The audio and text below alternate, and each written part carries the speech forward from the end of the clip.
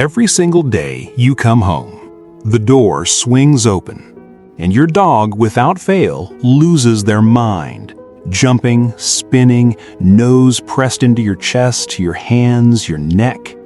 And every single day you think the same thing. They just missed me. They're just happy. That is true. But it is not the full story. What is actually happening in those first 30 seconds, the jumping, the licking, the frantic sniffing, is not a greeting. It is a forensic investigation, a biological scan so precise, so layered with ancestral purpose, that calling it a greeting does not come close to describing it. And once you understand what is really going on, you will never see that moment at the door the same way again. There are 4 things happening simultaneously when your dog meets you. By the time we reach the last one, you may want to rethink how you've been responding. Point 1. Your dog is reading your entire day in seconds. The moment you step inside, your dog's nose becomes the most sophisticated data collection device in the room. A dog's olfactory system contains approximately 300 million scent receptors. Humans have roughly 6 million. That is not a minor difference. That is a completely different relationship with reality. The region of a dog's brain dedicated to analyzing smell is, proportionally, 40 times larger than the equivalent region in yours. Dogs can detect individual scent compounds at concentrations as low as 1 part per trillion. No laboratory instrument on Earth matches that sensitivity in real time on a moving target. So when your dog buries their nose into your jacket, your sleeve, the back of your knee, they are not simply sniffing you. They are reading a detailed report from the last 8 to 10 hours of your life. The grocery store, the colleague who owns a cat, the stranger who brushed past you.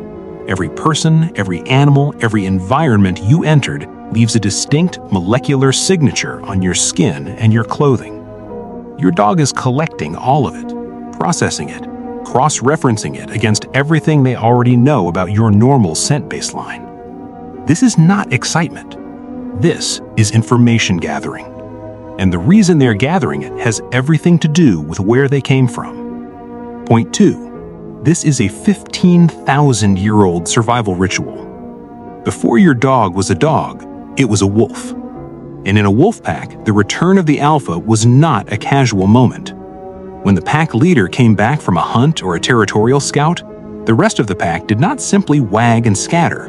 They performed a structured inspection, pressing toward the leader, licking the muzzle and face, pushing their heads into the neck and chest. It looked like affection. It was survival intelligence. They were answering 2 urgent biological questions. First, did the leader bring food? Wolf pups and lower-ranking members instinctively lick returning hunters around the mouth, a behavior hardwired to stimulate regurgitation of prey. Second, is the leader injured? A wounded pack leader means the entire group is exposed, vulnerable. The inspection confirmed the leader's physical status before the pack stood down from alert. Your dog still runs this exact program. Every time you walk through that door, their nervous system registers one signal. The pack anchor has returned. Begin assessment. The jumping is them reaching for your face, the same instinct that drove wolf pups toward the alpha's muzzle. The licking is the safety check. The frantic sniffing is the forensic audit. This behavior has survived 15,000 years of domestication. That is how deeply it is encoded. Point 3. Your dog has been waiting for a neurochemical event. Here's where it gets genuinely fascinating and slightly uncomfortable. Every hour you are not home, your dog's brain is running on elevated cortisol. That is the primary stress hormone. Dogs are pack animals at a neurobiological level, not just behaviorally. Isolation from the social unit is not merely uncomfortable, it registers in the nervous system as a sustained low-grade threat, not panic. A quiet, persistent biological alert. They wait. The cortisol holds. Time passes. Then the door opens. In that single moment, the brain floods with dopamine, the reward neurotransmitter. Research in animal behavioral neuroscience shows that owner reunion events trigger a dopamine spike in dogs that mirrors, in profile if not in scale, the reward responses observed in reinforcement addiction studies. The shift from cortisol to dopamine is abrupt, chemical, and overwhelming. This is why the behavior never dims with repetition. You can come home 500 times and the response remains the same intensity, because it is not a decision your dog makes. It is a neurochemical event that happens to the spinning, the jumping, the uncontrollable energy. That is a brain processing a massive hormonal transition in real time. They are not greeting you. They are receiving their relief. Stay with me, because the next part is the one that actually matters most.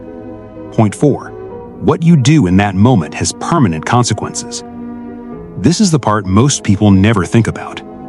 When your dog meets you at the door, their nervous system is wide open. The cortisol has just dropped. The dopamine is surging. Every social and biological receptor they possess is firing simultaneously.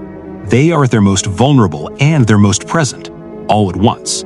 And many owners, tired, distracted, following training advice they read somewhere, push the dog down, say no, or simply walk past without acknowledgement.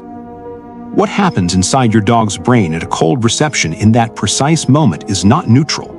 Research in comparative social neuroscience has confirmed that dogs process social exclusion through the same neural pathways that register physical pain. Social rejection and physical pain activate overlapping brain regions in social mammals. This is not metaphor. It is neuroscience.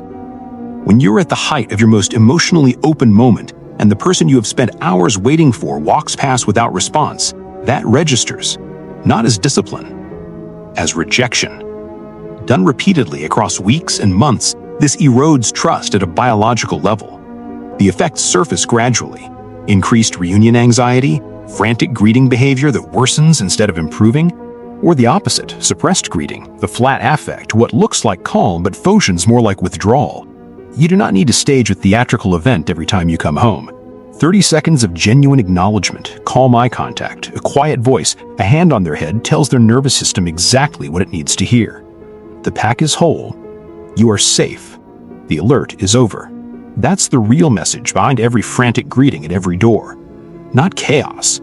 Not bad behavior. A forensic audit, a survival ritual, a neurochemical flood, and a question asked the only way your dog knows how to ask it. Are you back? Are we okay? Answer that question. Every time. If this shifted how you see your dog, share it with someone who needs to hear it. And if you want to understand what your dog is actually communicating at this level of depth every week, subscribe, because what we look at next goes even deeper than this.